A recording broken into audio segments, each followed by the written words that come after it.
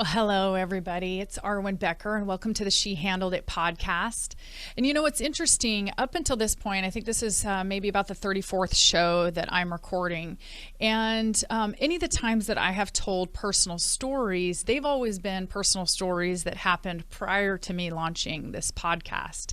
And so today is very interesting. I don't know, it just kind of feels a little bit interesting to me because I'm actually telling a story that just happened a couple of weeks ago. And just something that really drives home the point that life can change in an instant. My family and I, we happened to be in Costa Rica a number of weeks ago. I figured, the kids were doing remote school because of COVID. And, we figured if we can go just rent a house and kind of just stay kind of put in a house and then have a beach to go to, why not do it somewhere else, right? So it was by far, I think, the best trip that we've ever taken as a family. There were only 8 people on our 737 from Alaska Airlines. So definitely a lot of people weren't traveling at that time. But we went and rented this VRBO out at this kind of, pretty quiet area of the Pacific coast of Costa Rica. And so fantastic trip. We spent so much time. There was no internet. Thank God for that. That wasn't intentional. So they actually couldn't even do school, but the lines were chewed through the day before we got there by a squirrel, and it took them forever to rerun them, and we just never had any internet. But didn't really matter because we, of course, enjoyed the time as a family of swimming in the pool and going to the beach and swimming in the beach. And it just was just a phenomenal trip because it was just really empty. And so great time. And so the second to last night that we were there, the gentleman who kind of was the groundskeeper of the VRBO, he was helping us set up a bonfire out on the beach that night. And my idea of a bonfire versus his idea of a bonfire, oh my gosh. Both Randy and I, actually, I think even the kids were like, how do you even put out something that's that big and that formidable? But anyway, so we had this planned at about 5 o'clock, 5:30, when the sun was about ready to go down. We would have a bonfire out there with our 2 boys that were out there with us, 15 and 13-year-old boys, Easton and Ashton, and that we would just have some great family time. So Fernando, the guy who was working in the house, he started gathering some things along the beach, some of the dry driftwood, and starting to prepare this really big fire.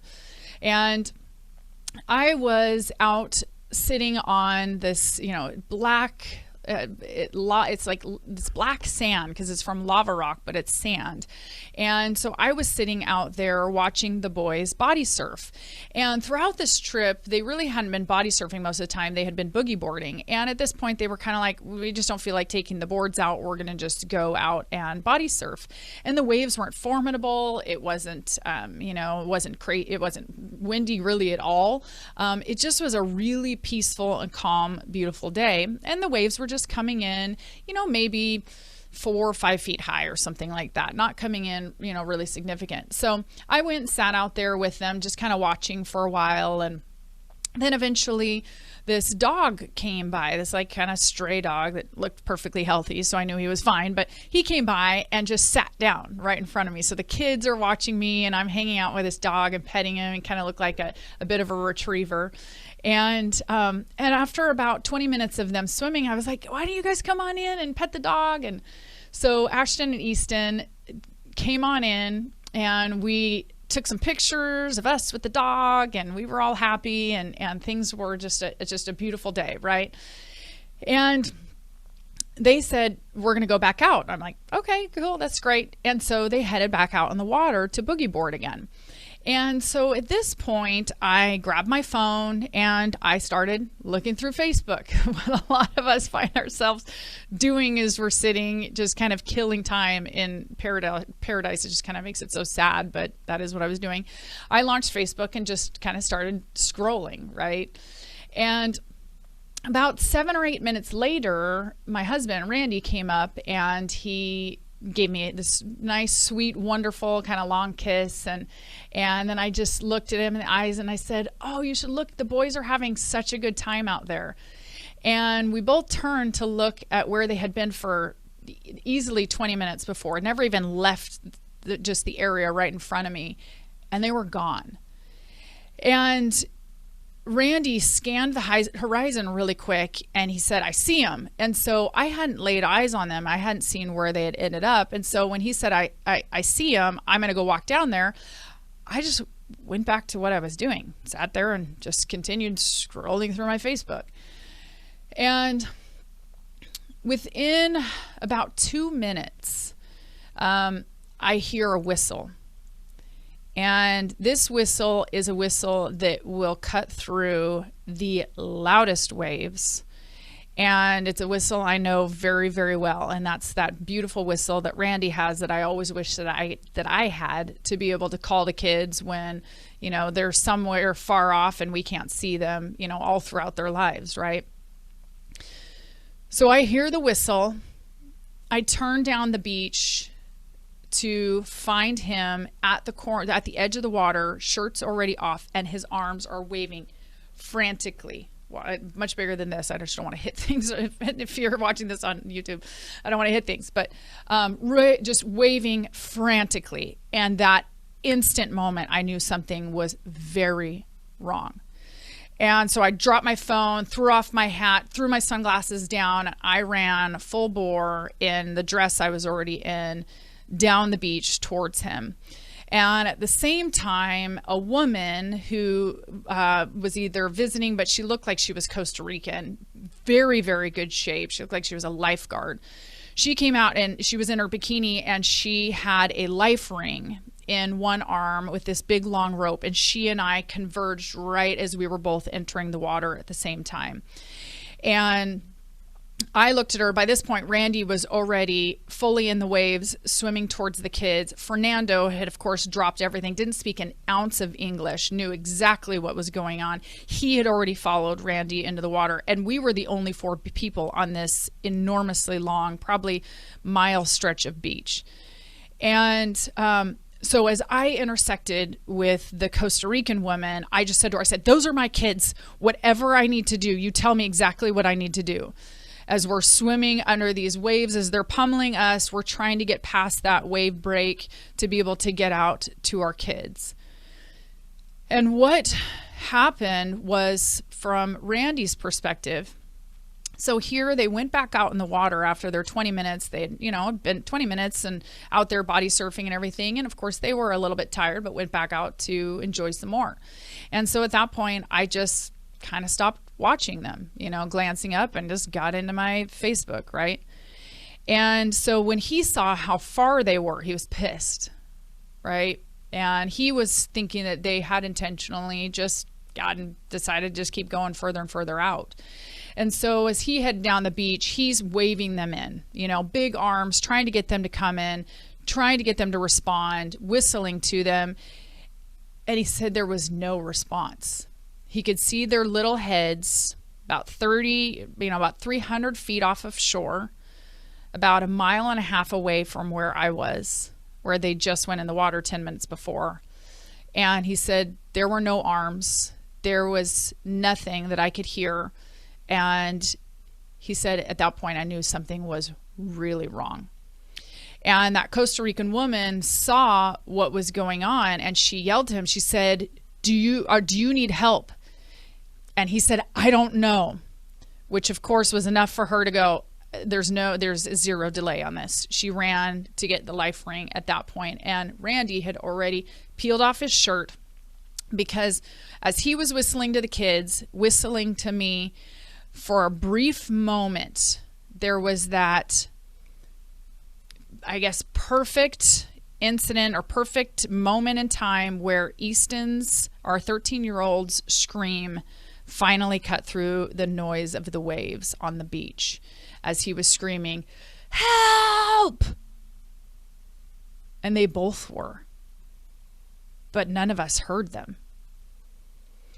And so once Randy heard that, he took off and started swimming as fast and as hard as he possibly could to be able to get out to our 2 teenagers who had been pulled out by a riptide. And as they were out there, what had happened from their perspective was they were just playing in that area right out in front of me, which the waves weren't pulling them any which way the prior 20 minutes. And then at some point, Easton's feet just peeled off the bottom of the sea floor. And he said to Ashton, he said, you stay there. I'm going to come back into you. And he kept trying to swim back into him, and he wasn't getting anywhere. And at that point, the same thing occurred with Ashton, who's about 6 inches taller than Easton, 2 years older, much better swimmer. And he found himself in the same rip current. And as this continued, and now the 10 minutes was going into 15 minutes. And again, Easton is a pool swimmer. He never went through, he was never a competitive swimmer like I was. He hadn't really had formal training on all of the basics, strokes and, really being able to float on your back and conserve energy and things of that nature. And so they hit that current, and the current just took them. And no matter how much they tried to fight it, no matter how hard they worked to try and get that footing back on the seafloor, it didn't happen. And they just kept going further and further out, further and further away from their mom sitting on the beach, looking through her Facebook and not recognizing what was going on. And by the time all four of us, Fernando, the Costa Rican woman, Randy, and myself were all out in the water, Randy had already reached Easton and, grabbed him. Randy says I did all the wrong things, basically the kids nearly drowning him because, he was never trained as a lifeguard, and, he's not the strongest swimmer either. But between him and him definitely getting to them first, the very first thing he did is he looked at Ashton, our 15-year-old, and he said, "You swim in!" And it was like everything clicked with Ashton, because what we found out after the fact was Ashton said, "I would have died before I left him." He said, if it meant I held him up, I would have done that for him. And for a kid, ADHD, autistic, and for two kids who don't really get along that well, oil and water, to hear him say that just was one of the most touching moments for me as a parent, to know that he wasn't going to let his brother die alone. And so the moment that Ashton realized Easton was going to be okay, he had the energy to be able to swim himself back into shore. And so Randy kind of, fights with Easton a little bit to try and kind of, get him towards the shore. And then Randy's, finding himself in a precarious position. It's not working well. And then Fernando comes up behind him, just kind of keeps picking him up by the waist and just kind of shoving him forward until that moment where me and the Costa Rican met them with the life ring. And at that point, Easton was saved. He gripped on that, and we rode it the rest of the way and all headed back into shore. And the whole experience was terrifying.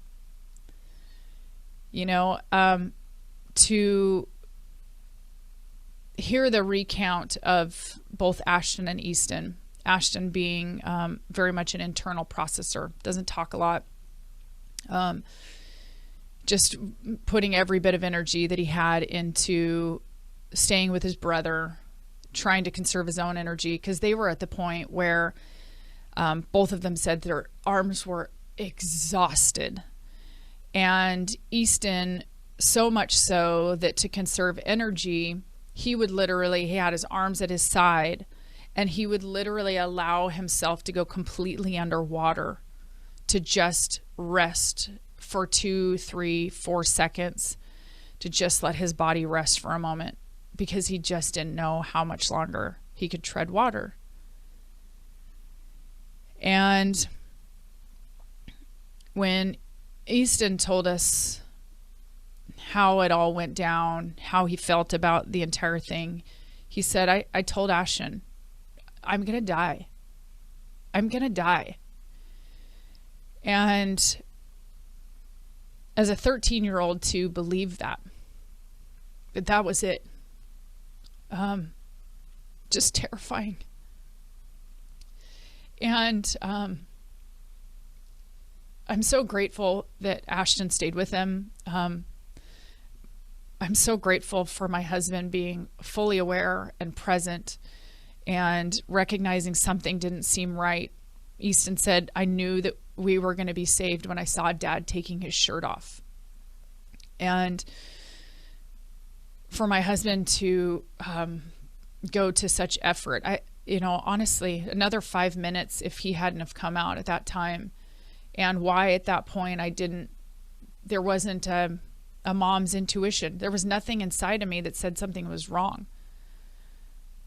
Oddly enough, as I was running full sprint, fully clothed out into this water, there was no feeling that I had at that moment that I needed to panic. And I don't know, the whole thing was just such an interesting human experience. And we all learned a lot. Tragedy was not part of our story that day, but there were a lot of things that we learned. That's for sure.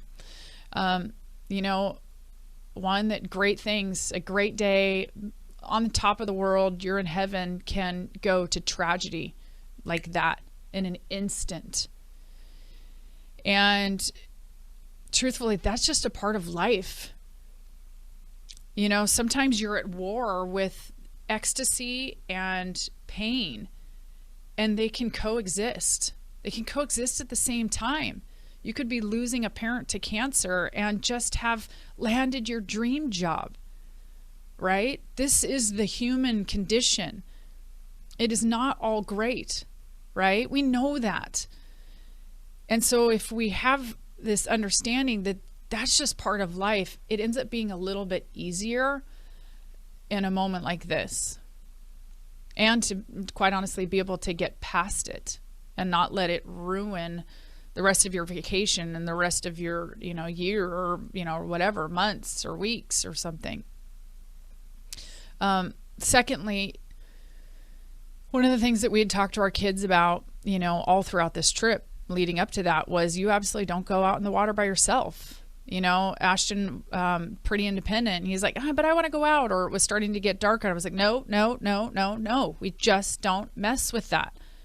It goes from, good to terror and tragedy in an instant. And we saw that. And so whether it be out in the ocean, whether it be hiking, whether it be diving, whether it be, multiple different things that people do, make sure that you have a buddy that goes with you. And thank God that we knew that they were going. You know what I'm saying? If they would have just left and gone out on their own and not told us that they were going out, that could have been just another thing to add to the tragedy, right? So making sure that you tell somebody that you're going, right? So somebody knows to be looking for you, as Randy was. And something that was so impressive to both me and Randy was the fact that the boys stayed calm. Even though both of them were exhausted, even though Easton was articulating out loud, I'm going to die, they didn't panic. They didn't, they were screaming for help collectively, trying to get that to cut through and have anybody hear it. But they didn't panic and waste that last little bit of energy that they did have. For me, I also learned a very valuable lesson that day.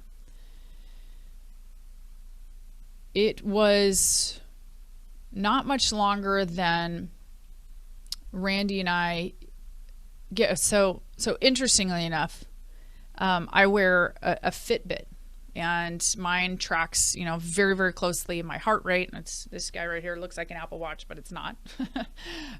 Tracks all my sleep, my temperature, my heart rate, my exercise steps, all steps, stairs, zone minutes, all that kind of good stuff. And what was so interesting to me was what the human body does in a moment like that of crisis, and how adrenaline affects how the body works in a significant way. So me being an athlete my whole life, when I start telling people this, they go, oh yeah, it's just because you were in great shape. I'm like, no, that's actually has nothing to do with it, because I know what my baseline is for doing certain types of activities. I know what my heart rate should be when I'm running full sprint and swimming as hard and as fast as I can. And yet what's so miraculous and interesting is that my heart rate did not get over 108 beats per minute until I was in the showering after this experience, and Randy and I were talking about what happened and what could have gone wrong. So my normal heart rate between 57 and 62 beats a minute. So my heart rate went up, there's no doubt about it. But a full sprint and a full swim out in the water, fully clothed, my heart rate should have been in the 170 range for as long as I had to sustain that peak cardio performance range. It didn't get there until Randy and I started talking about what could have gone wrong.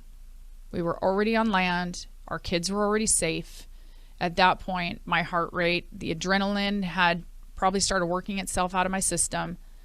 And that's when my heart rate skyrocketed. And that was just such an interesting thing for me to experience and see. But at that same time,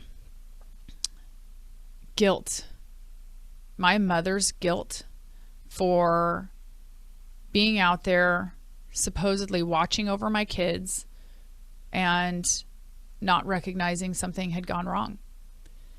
And then, of course, to add to it, it's like, well, I wasn't doing anything interesting. Maybe I would feel less guilty if I was like writing my memoirs or something. No, I was scrolling through Facebook.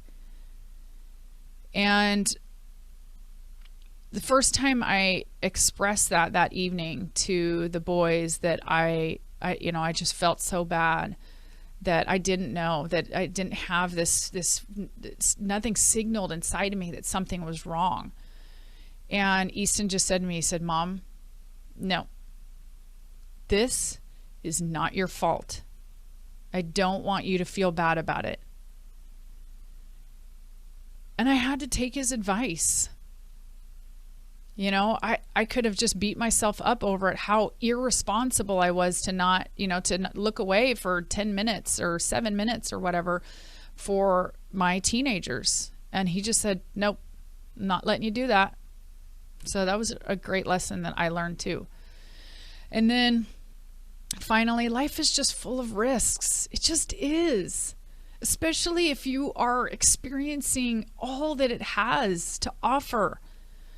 You know, my boys were so happy that day, and life and energy. And what they did is they pushed the boundary of nature, a boundary that it's relentless and unforgiving, right? But it's because life is to be pursued and enjoyed. That's what we're all called to do. That's what you're called to do, not to sit back and watch.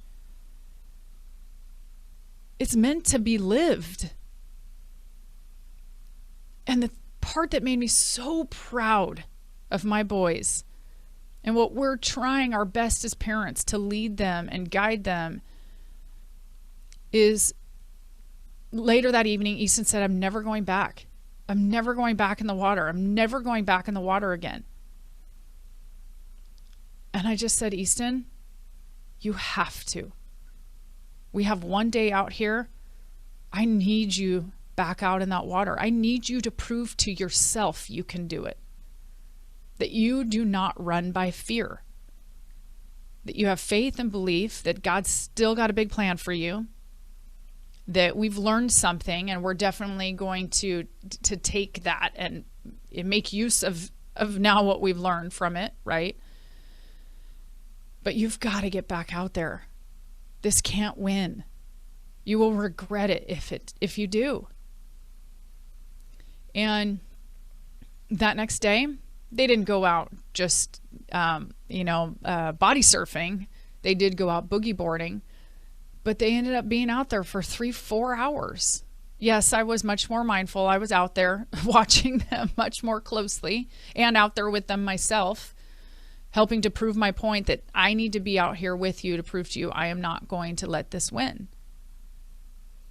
And it just made me so proud as a parent, because we can go through experiences in our life that are devastating, that rock us to the core, that shake the foundation of all the things that we thought we knew, our invincibility, our ability to, be able to better understand, oh, this is a real, this is not a good day to go out in the water, but this is fine. Well, the next day was way worse. The waves were pummeling. They were relentless. They literally pummeled me down and ripped my goggles off. I was like, I think I'm done here. This isn't that fun.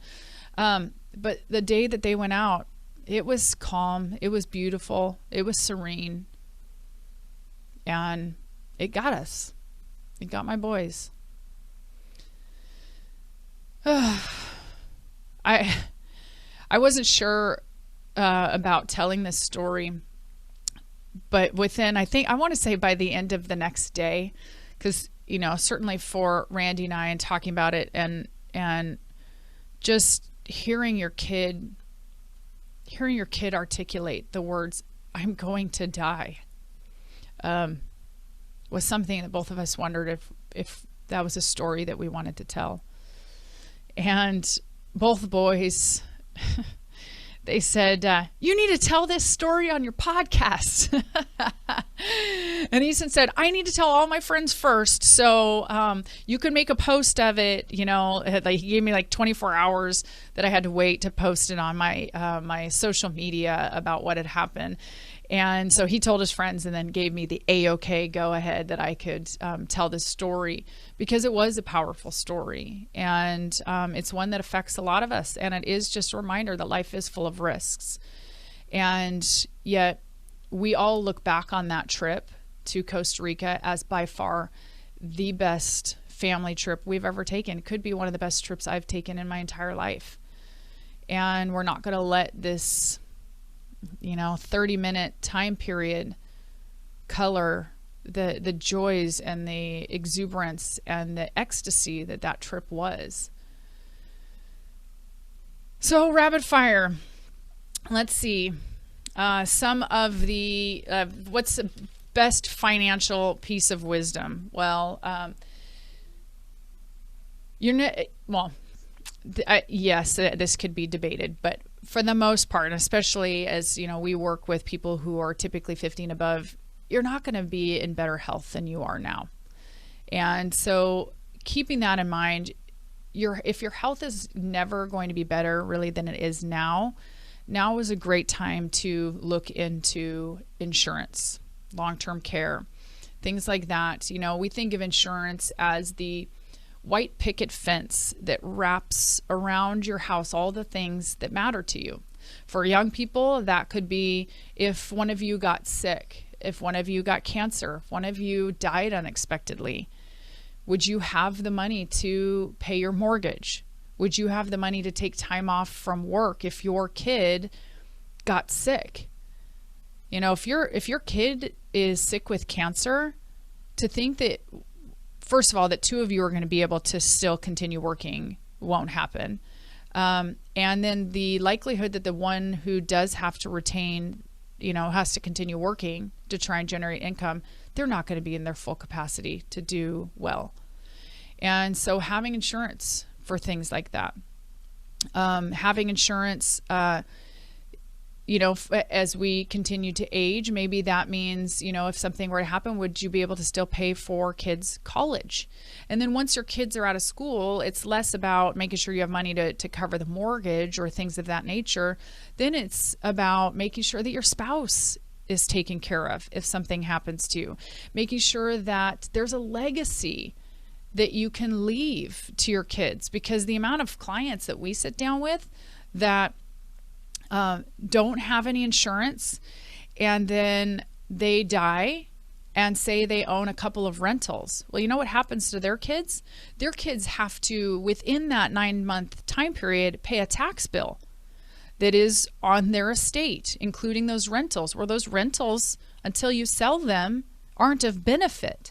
So it forces a lot of kids in a position where when their parent dies and now all of a sudden this money is left to them, they have to liquidate or sell. Can you imagine sell at the bottom of the market? If we were talking like 2009 and you had to liquidate a rental property of your parents that maybe even had good cash flow that you would have liked to have kept, you have to liquidate it, sell it basically at auction prices to pay a tax bill. And so insurance really can be a tremendous tax play for those of us that don't need it for a death benefit. We don't need it for our living benefit. Like if something were to happen, will I have something for my spouse or, things of that nature. But it can be a great benefit for heirs to be able to pay tax bills and relax while they're dealing with the loss of their parent or parents, right? So your best health. It's great to look into term insurance, long-term care, whole life, universal life, index universal life. There's a lot of different types, and I definitely recommend that you look into that. A book that I would recommend is one I read so many years ago, Being Happy. I've probably read it at least 3 times, by Andrew Matthews. And this one was a really great start for me as I really started to explore this idea of personal development. And I hadn't really done that kind of work until I was in my early 20s going through a divorce. And so I started to better understand, actually these thoughts that come through my mind, I don't have to just let them come through and stay and fester and turn into something. I didn't have to do that. That there are actually set skills that you can continue to practice and get better at that help you to retain your happiness even in the midst of difficulty, that help you retain your peace in the midst of difficulty, and learning skills like not blaming others.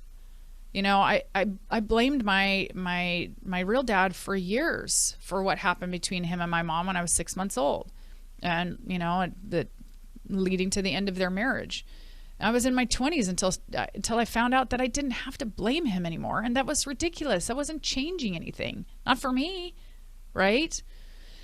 And then finally, the quote that I wanted to give is it's such a great scripture. And this one is Matthew 5:45. And it says, for he makes the sun rise on the evil and on the good, and sends rain on the just and the unjust. Good things happen to bad people. Bad things happen to good people. This is a part of life. We all get rained on at times. And sitting there wondering or, crying out loud for an extended period of time, it's okay every once in a while, why me? Do you know how good I am? Do you know all the things that I've done? Do you know all the people that I've helped? Why would this happen to me? It doesn't get us anywhere. Good things happen to bad people, and bad things happen to good people. It's just a part of life. It's how you walk through it, what you learn in the process that matters so greatly. So just believe that life is good. It is good. And you have good things out ahead of you. And if terrible things are maybe going on in your life right now, fight to see the good things, because I guarantee you there are good things going on in your life right now.